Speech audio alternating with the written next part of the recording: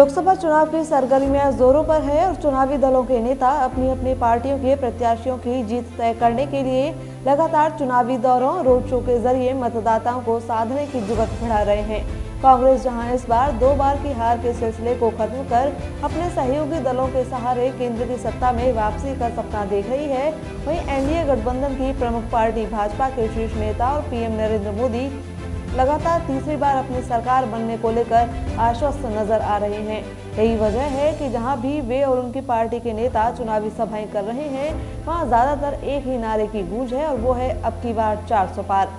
संदेश साफ है कि भाजपा इस बार पिछले चुनावों के मुकाबले खुद को और ज्यादा मजबूत करना चाहती है।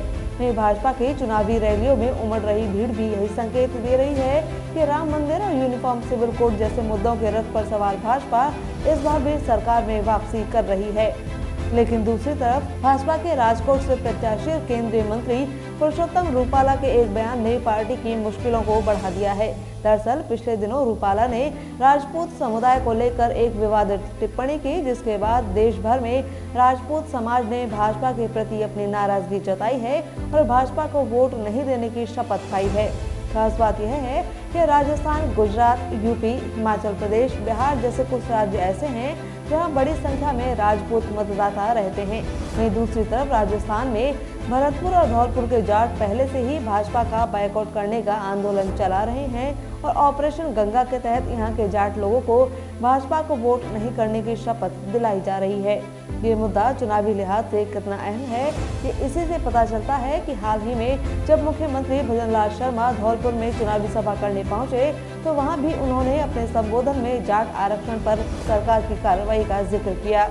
आरक्षण की बात आई थी, जाट आरक्षण की जब बात आई, मेरे को सबने फोन किया। मैं आपको बताना चाहता हूं मित्रों, अभी तक कोई दिल्ली तक पहुंचा क्या? इस ओबीसी कमीशन के पास कोई पहुंचा क्या?